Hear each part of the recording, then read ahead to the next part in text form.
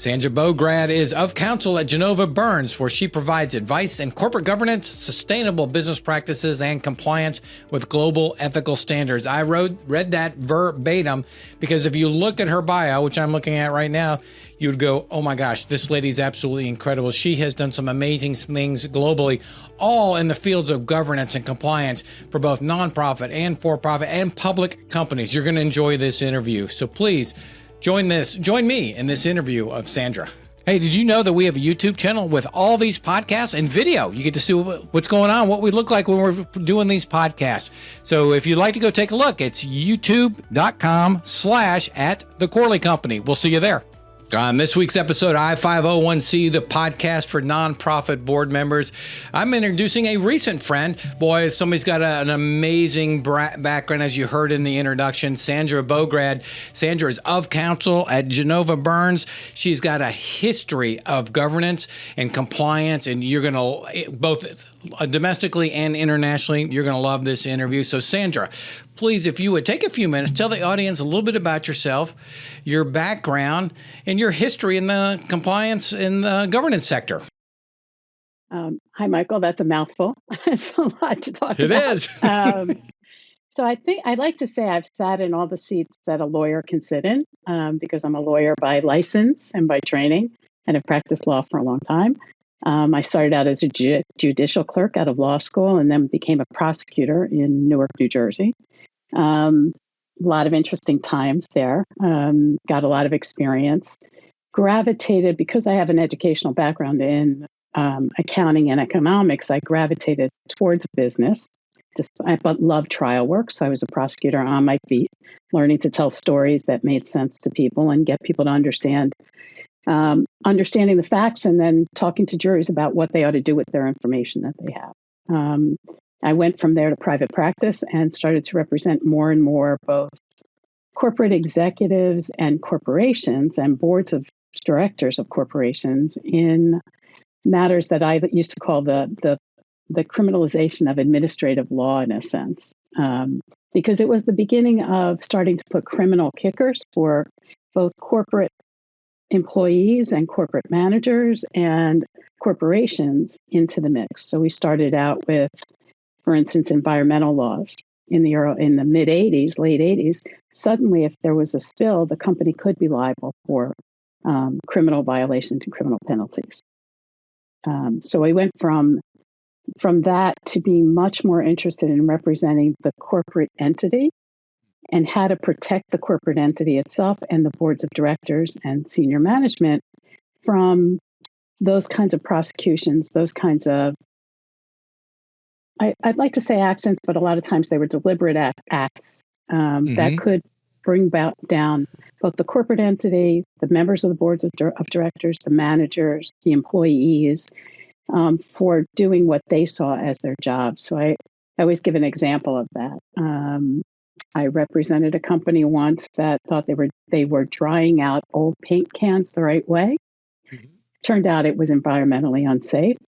There was an accident at the plant. There was an investigation. There were the potential for criminal violations and criminal charges.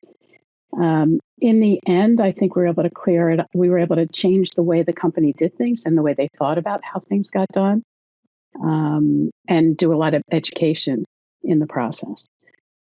So that's the kind of thing that I started to become really interested in, and in doing so became super interested in the idea of corporate behavior, individual behavior, how do you govern corporate behavior and individual behavior, and how do you go from asking people to be compliant with the law, teaching them what the law is and what the company's culture is, so both external law and internal law, and do that in a way that people learn and iterate rather than believe they're being sort of raised, they're being policed in their daily business, because nobody likes that and nobody is at their best and nobody wants to be a police officer. Although we have lots of departments, lots of compliance departments that become police officers. So having become really interested in that, I left private practice. I went in-house with a large financial services company and was asked to try and help to develop a global program so that not just people to understand what was expected of employees, what was expected, what they had to know about the law when they did their business. We were in the beginning of a lot of anti-money laundering development around the world, and how was a company to protect both themselves from taking in money that they was problematic, and also protect their customers from understanding how to deal with money and make sure that it was safe money coming in. That's a very long story that we probably don't need to talk about, but those are the underpinnings of how companies got involved in sort of compliance programming. And they were programs and policies and procedures for employees to understand what the law was, what was expected of them. There were audit trails to make sure that the company didn't inadvertently get itself involved in criminal activity. And there were all kinds, you can imagine, all kinds of HR and disciplinary actions that came with that, as well as reputational questions and cost to the company if there was a criminal activity that took place that nobody expected, and the company became part of that activity. So think of companies that get involved in foreign bribery, what we call the FCPA. Think of companies that bank the money for somebody who turns out later to be a suspected criminal or a drug dealer, or any myriad of things that the company never intended to do. Imagine that story on the front page of the newspaper. Somebody on the board of directors opens that up one day and says, "What just happened? What do you mean?" And the investor looks at it in a public company and says, "How did my shares half in their value?"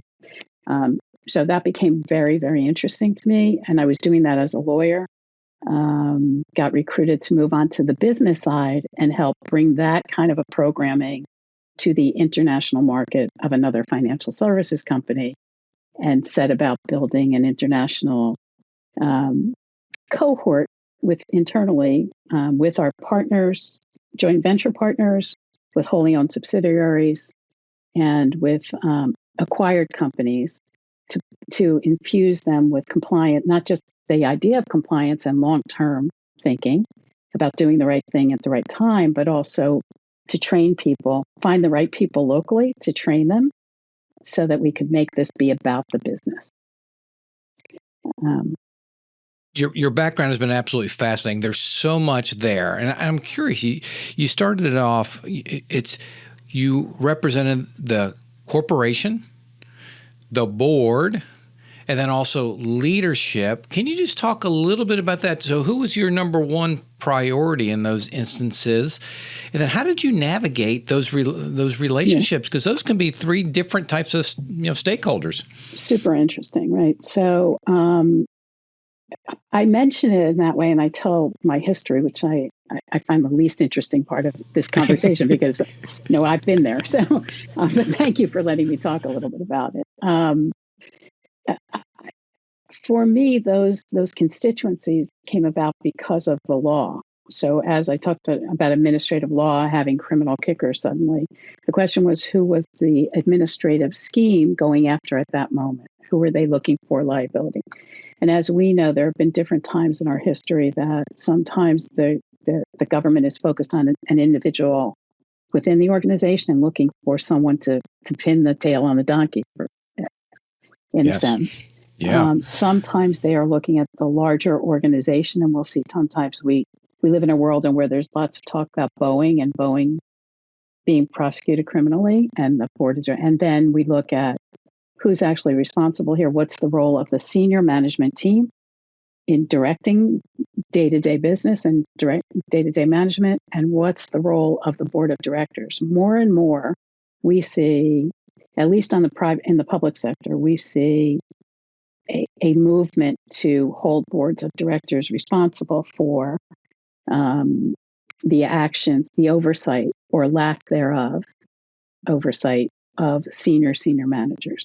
Now that is a fine line, right? And that is where we get to the intersection where I think there is an identity of interest between both identity of concerns between the nonprofit board and the for-profit board. all boards have that dilemma of how do you manage to have oversight while you maintain collaboration with senior management and still have the interests of the other stakeholders that a board of directors has to be concerned with in your mind's eye at the same time. I can imagine the balancing act. So in the for-profit, the public sector, how do you define good governance? We talk about it a lot on this podcast in the nonprofit sector. I'm curious, is it different in the for-profit sector? So how does Sandra define good, and I'm putting quotes, excellent governance? So I think excellent governance to me starts with an excellent understanding of the mission of the organization, right? And so even in the for-profit sector, you start with the mission. That's very interesting. Yeah. I mean, I think that is all organizations have a culture and a mission.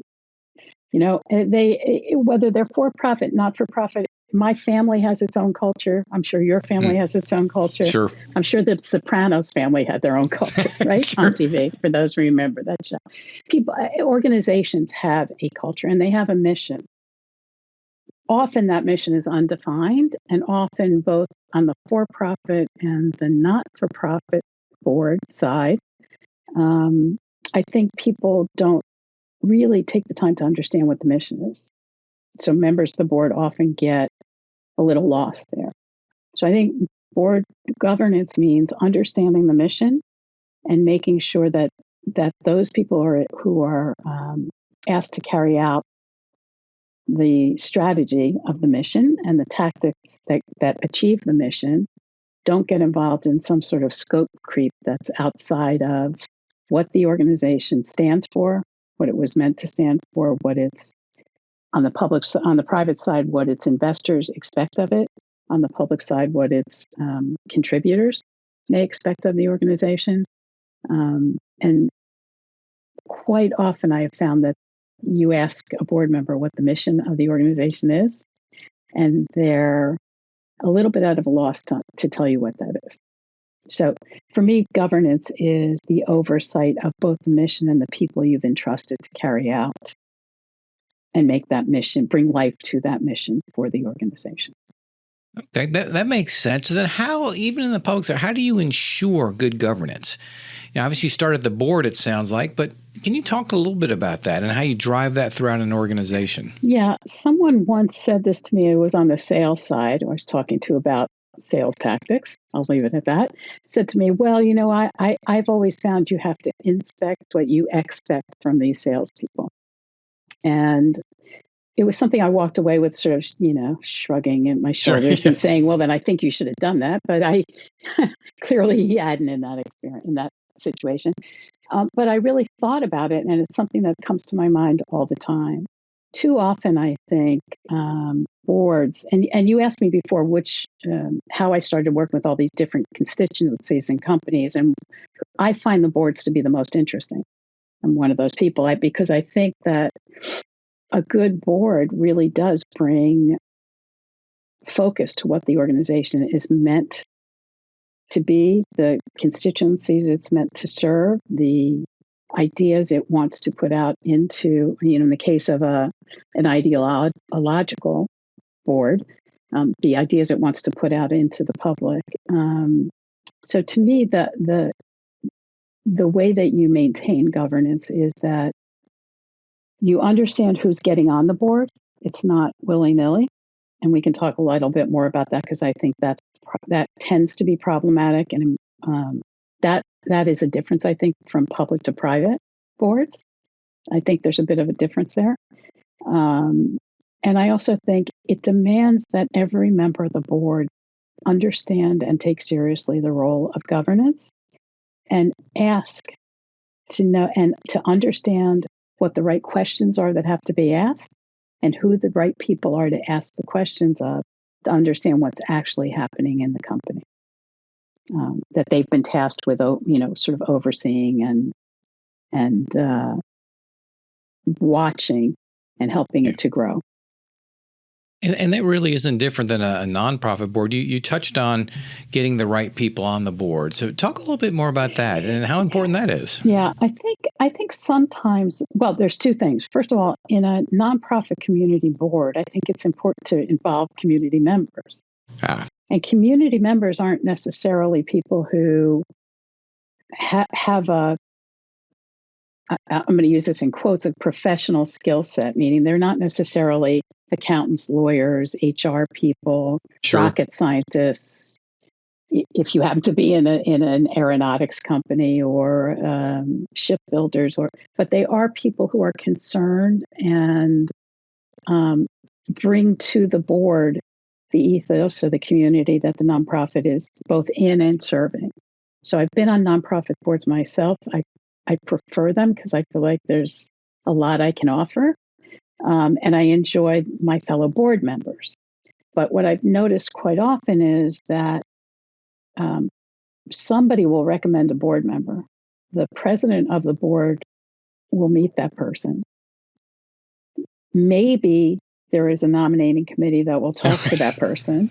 Right. And maybe at the next meeting, that person will just show up and they'll be the board of directors, and they'll be on the board of directors or the board of trustees or the board of managers. And inevitably, somebody's disappointed in that situation. And I think that's because every person who comes onto a board, both public or private, adds to the culture of the board and adds to the quality of the discussion that happens at the board and adds to the ability to politely, how you say it, not what you're saying, but politely engage in a discourse with the CEO or the executive director or the chair, the chairman, the non-director chairman who's running the company, engage in a productive and collaborative discussion about not just what's going well in the company, but what's not going so well in the company, what's on the horizon,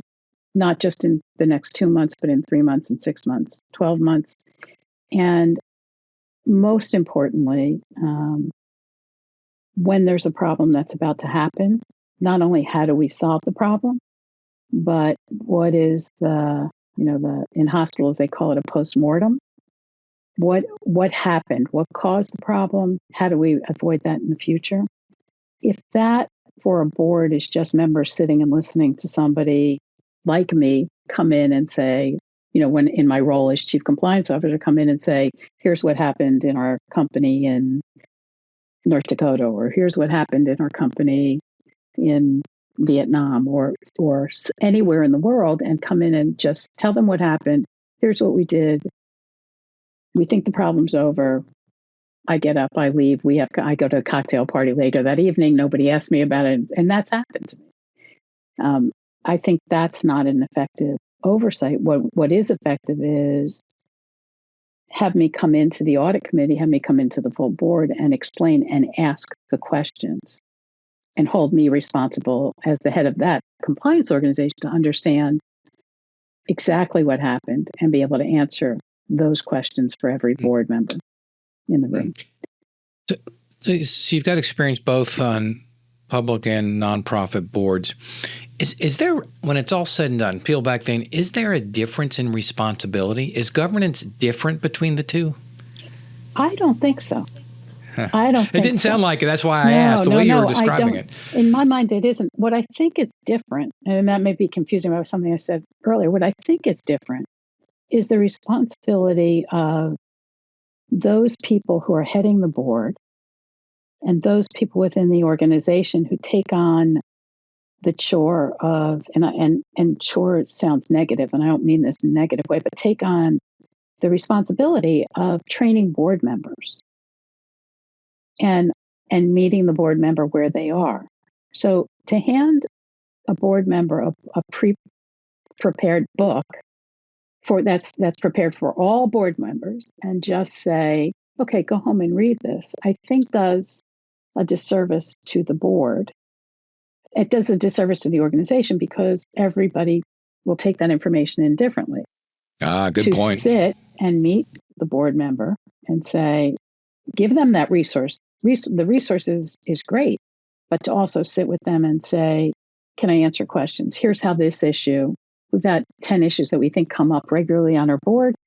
Here's how we've handled them in the past. Do you want to talk about that? Because you may be called upon to get involved in one of these issues. My door, as a consultant to the board, my door is always open, that kind of thing. I think that's different for the board whose members are all former,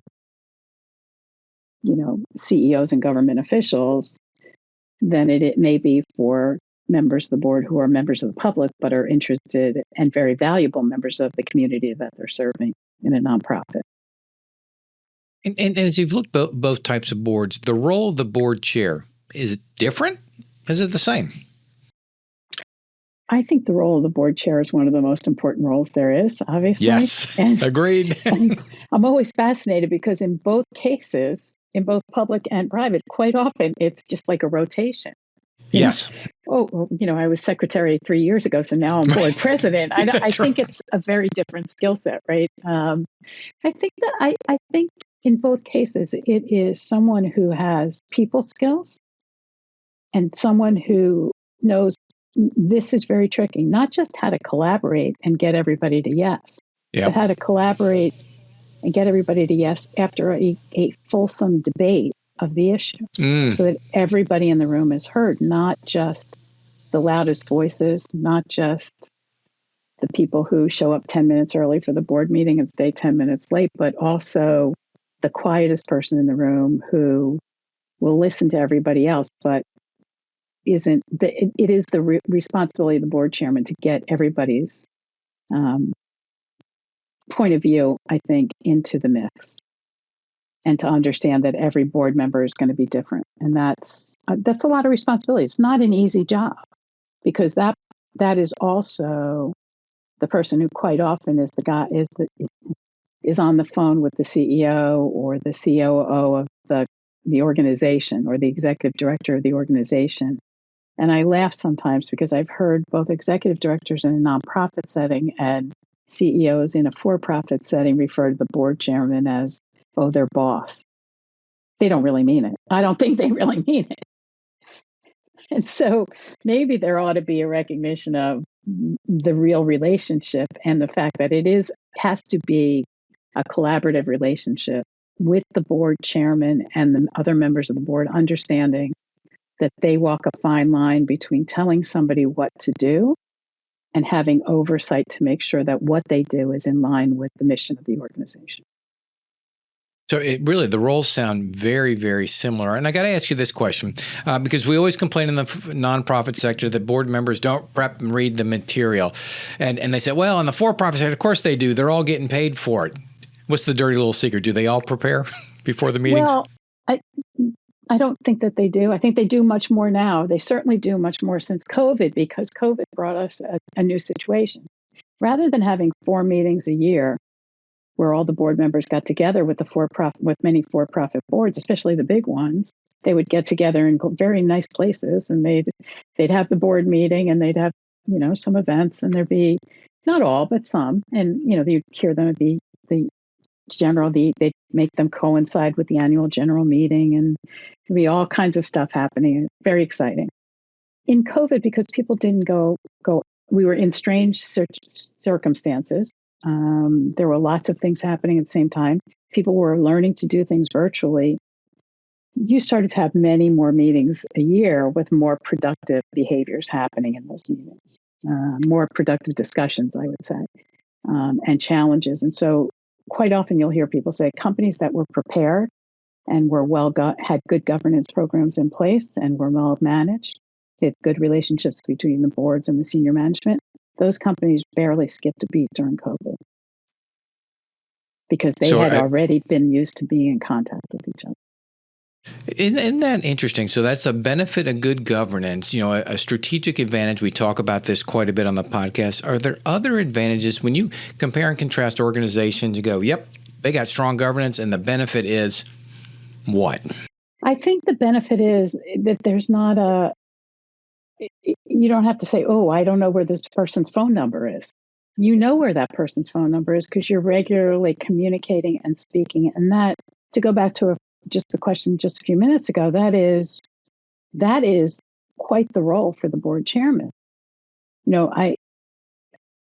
I've often seen board chairmen appear to be introverted. I don't think they can be, or they can be, but they've got to be also willing to step outside of their comfort zone, because they need to know and understand both the board and their management teams, and to make situations possible where they are talking to each other, but talking to each other in a collaborative way, about the business of the organization, right?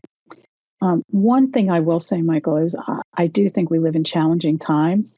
There's a Chinese proverb that says, "Be careful, may you live in interesting times." It wasn't meant as a positive. It was, it was sort of a curse, right?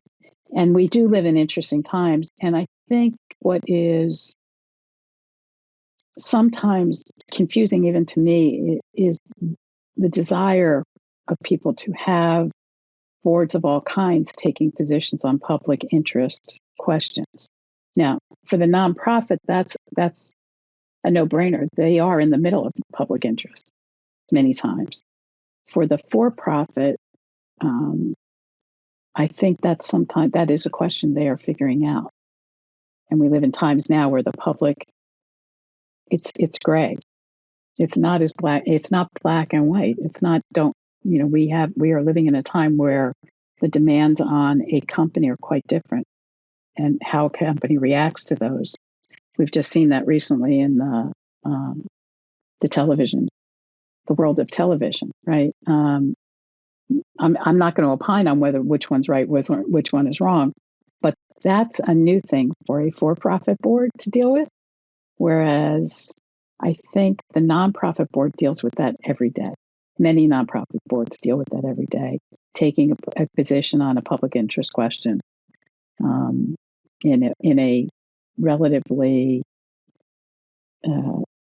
turbulent times that we live in. So pick your social issue of the day. Whenever an organization, for-profit, has come out and taken a position, you suspect it's been discussed at the board level before that position has been taken? If it hasn't been, then I suspect they should have the CEO or executive director in a board meeting the next day and understand why that happened and how that happened. Now, it happens. This is why I am so interested in behavior of people within an organization and how they relate with managers and management, and how management relates with the board and back and forth, is because an employee, disgruntled or not, suddenly makes a statement on social media, and they do it while they're wearing a shirt that has the insignia of the organization on it. Everybody's involved. And suddenly the world believes that that's the position of the organization, right? Rather than the individual employee. And sometimes that happens with a disgruntled employee. Sometimes that just happens because somebody's out and they got asked a question, or they got on social media. But we live in a world where what I say today, or what I think today, is out on the interwebs, as they say, within 3 seconds, if not sooner. And that, I think, is the responsibility of the board, senior management, the people that are speaking to the employees, the culture of the company as well as the culture of the board, and to understand and have feedback loops in ways that you can have these conversations. There can be discussions. There can be collaborations. But if there is a public position taken by a company or a board that impacts the board's mission, the organization's mission, its health, its organizational health, in a sense, you bet the board, public or private, the board should have been made aware of it. Very interesting. So when you look at boards in this day and age, and you're painting not a very compelling picture to join a board, by the way, but I know there's some rewards too. Yeah. Yes. What are the biggest risks? Well, I think the risks are complacency, right? The risk is saying, I want to be on this board so I can tell people at my, Saturday afternoon get together that I sit on this board, or that I can put it on my resume, or and not do the work. mean, that not understand that every seat on that board has the honor of having a place in shaping how that organization carries out its mission, how that organization delivers on its promise to its constituencies. And I don't think there's a better way to serve your community than on a nonprofit board, because you are obviously interested in that subject. I would suggest anybody who's asked to be on a board understand the board that they've been asked to join and understand whether they are part, that's part of where they are with their lives, or that's something that they're interested in, the subject matter, and they can support it. But I think that's important. But once you're there, you have a job to do. And sometimes that job conflicts with for-profit, not-for-profit. It's going to conflict with a family obligation. It's going to conflict with another other work obligation. It's going to conflict with, I got a headache tonight. I've been in that spot. But you've promised to do this, and you should do it. And for me, if I'm going to play, I want to be in the scrum. So if I'm going to play, I want to be on a committee. I want to do things that I think I can do best to help the organization, and then and to help advance why I'm on the board, what I'm interested in on the board. And so I think there are really upsides to being on boards, but the risk for the organization, the risk for the individual is you don't really know what you just got into, and it's more than you can handle, because then you've wasted time for the board, the organization, and most importantly for yourself. So. Yeah, you paint a really, so you totally flipped the script of being on a board, and it's honorable. You can make a difference in your community, but go in with that mindset that it's work and you're going to contribute. Just because it's not compensatory on the nonprofit side, right, doesn't absolve you from opportunity and responsibility, because you are the fiduciary oversight, providing the oversight for this public entity, public trusted entity. Exactly. And I think that's a shift also on the private sector side. I think there was a time that people retired from their jobs or were approaching retirement as senior executives or members of other boards, and they would be asked to join another board because, as you point out, it can be quite lucrative. And I think that our world and our expectations caught up with that. And that's why you see government investigatory agencies looking more at who's on the board, what happened on the board. You will see shareholders more often. We hear about class actions, and there are class actions for security fraud that shareholders will sometimes bring, but more often than not now you will see shareholders getting together to bringing a what they call derivative action, in which they seek to hold the boards of directors, the individual board members and the board's directors, responsible for an action and a misconduct or a behavior that was carried out by management of the company, and that caused the value of the shares to drop. Therefore, the shareholder has lost his value in his investment and is seeking to say, hey, Mr. or Mrs. Miss Board of Director, you neglected to exercise your fiduciary oversight responsibility in a way that protected my investment. And honestly, isn't that the same on a for-profit or a not for-profit situation? Whether it's about dollars and cents or it's about investment in an ideal for a community.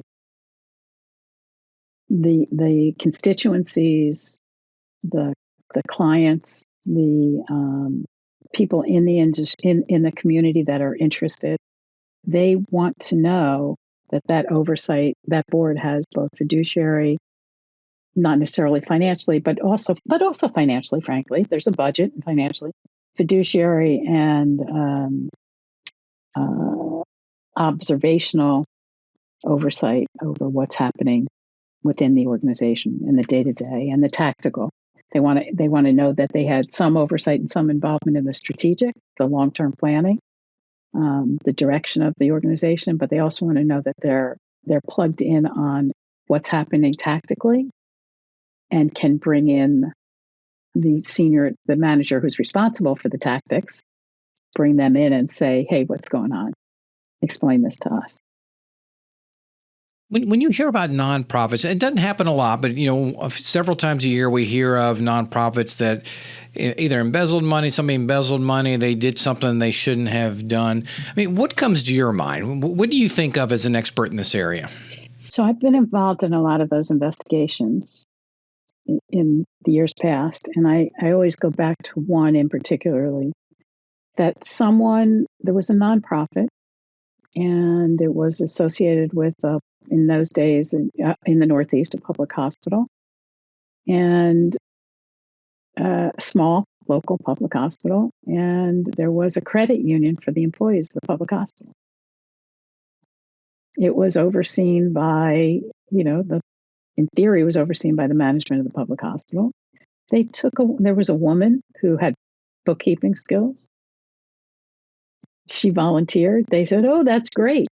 And they put her in charge. And 6 years later, discovered that many, many hundreds of thousands of dollars had walked out the door to pay for this lady's vacations and et cetera, et cetera, et cetera.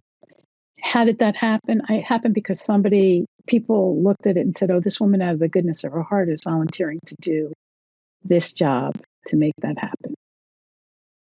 Now you don't see that in the private sector because people assume they're going to get paid and people get salaries and you hire that. In the public sector, you see it quite often because there is this sense of goodness is happening.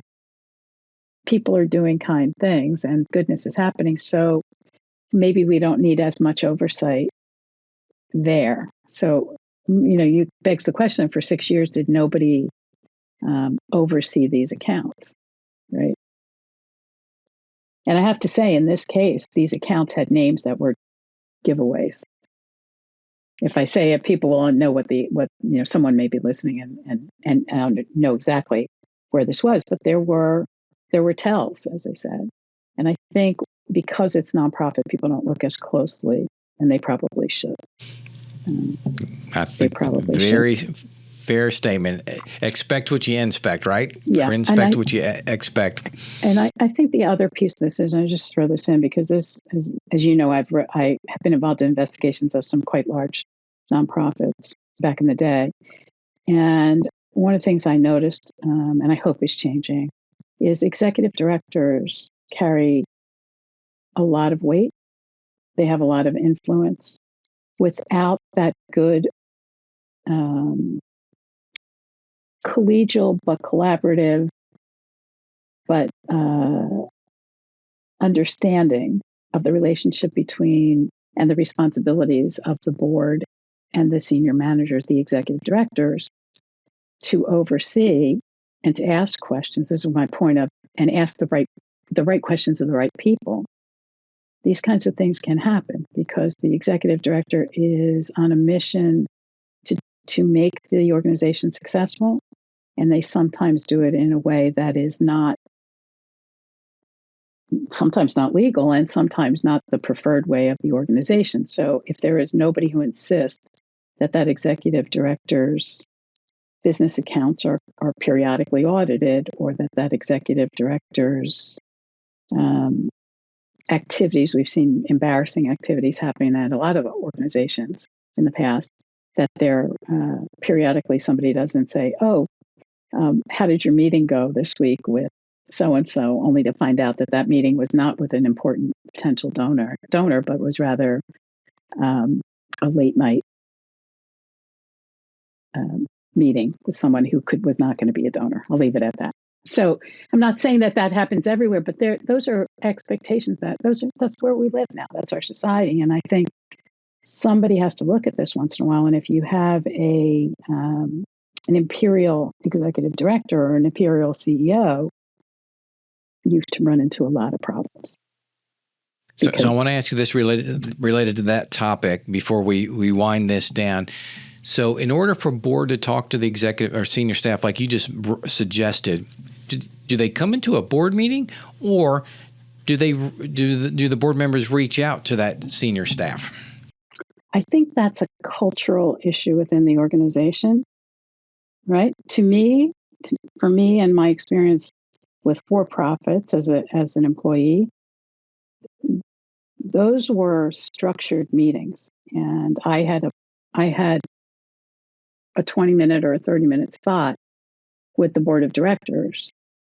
I think in those programs that are effective, they saw a short presentation, but they were free to ask me questions, but they didn't necessarily see everything that maybe the audit committee saw or that the senior managers saw or knew. They didn't know which questions they ought to have been asking. And I was often surprised that they didn't ask more questions and try to give that information. Sometimes I have seen that certain members of the board, both in for-profit and not-for-profit, will pick up a phone and call an individual employee. I think that becomes problematic unless there's a very bright line as to the roles of the two entities, the role of the employee and management, and the role of the board of directors. Because the role of the board of directors is very specifically not to manage the day-to-day operations of the business. Yeah, and that's something we always grapple with. People ask me, and you go, well, the board's the board and staff, and no, the tween should meet, right? Or whatever the saying is. But then you go, wait a second, that doesn't make sense. If they're responsible for oversight, there should be some conduit to collect information just to make sure things are all right. I think that's absolutely right. And I think one example of how to understand that is a board, for-profit, not-for-profit, could have a certified public accountant as a member of the board. That's great. You know why that's great? Because that certified public accountant can help the other board members to understand as they look at these financial statements that come to them or a financial question that comes to them. It is not the role of that certified public accounting board member to oversee the accounting work within the organization, or the certified public accountant who comes into the organization to do work. That's not the role of the board member who happens to also be an expert in public accounting. And that sometimes gets contorted, and I've seen that happen more often on a nonprofit board than it does on a for-profit board. Yeah. A lot of the work I do, I'm brought in to remind the board of what their role is, and it's not to get involved with staff work. Right. Yeah, it's a challenge because everybody's a volunteer and everybody wants to contribute and help, and unfortunately, sometimes that can make some waves that are unintended. Yeah, and again, I think it's about the most important thing is understanding the mission and communication between the various the various subgroups that make up the organization, that make it work every day. If everybody does their job and is communicating, then the work and the ideas of the board of directors will be passed on to the managers. Maybe there was a discussion about which one was right, but somebody left a meeting and understood where the board was. And the same thing ought to happen down the line within the organization. Now, we know that doesn't always happen. And when it doesn't happen, that's what I mentioned before about the postmortem. Go back and take a look at it. I know we're all busy and nobody wants to go back and rework, but sometimes you have to, so you don't have the same problem again, right? So, yeah. And I think what you're saying, Sandy, is leadership is so important. From the board chair, board members understand roles and responsibilities, so critically important. And then that CEO, executive director, and that relationship, and just understand where everybody's swim lanes are, and that it's okay to ask questions. That's fair. We don't defer just because it's a nonprofit. We ask meaningful questions to ensure things are compliant, and that's okay. It should be expected. Yeah, and we shouldn't be antagonists. Right? We're all in swim lanes, but we should be synchronized swimmers. We want to get to the end as a team and make it and have that beautiful finale where, so I think that's where people, honestly, I look at misbehavior and I look at behavior, and I'm really interested in those topics, both organizationally and individuals. But the reality is, I believe that most people want to do exactly the right thing. Otherwise, they wouldn't be on these boards. Certainly not on the not-for-profit board. They would certainly, they have a reason to be there. They want to make it happen. And I think we are lucky as a society that we have that. Yeah. Honestly. Yeah, that people volunteer and are willing to do it. So. You're absolutely right. We're very fortunate. Ladies and gentlemen, listeners, Sandy Bograd, who's an absolute expert in compliance and governance. It's been an honor to have you on this podcast, and I really appreciate it. And thank you so much. Thank you, Michael. It's been great to be here. Always great to have a conversation with you. All right. The world's favorite segment of this podcast, Recapping with Reed. Reed, what are your 3 takeaways from this interview with Sandra? The way to maintain good governance is to understand who is getting on your board. So actually have a thorough investigation of who this is, have them talk to multiple board members, bring them into a meeting so you can talk to them. It's not, oh, the chair met with them, the CEO met with them. Cool, now they show up at the next board meeting and they're on the board. So know deeply who it is you are bringing on the board. Very important. Number 2. Along those same lines, great board members are inquisitive. They ask questions. They don't just go with the flow. They don't go with what the consultant or the CEO is necessarily just saying. You ask questions about that. And 3. I like that she continued to emphasize the role of the board chair. It is one of the most important roles in the whole organization, for profit or nonprofit, and it's not necessarily always, or the board chair is not always selected in a proper manner. It's usually a rotation, she said. So, your secretary, your treasurer now, or your vice chair, and now your chair. So if you can in your organization, be more purposeful about who is in that board chair position. Yeah, very good observation. That is the most important role in the organization, I would argue, outside of the executive director. There you go, ladies and gentlemen, Recapping with Reed. And we will, I-501, see you next week.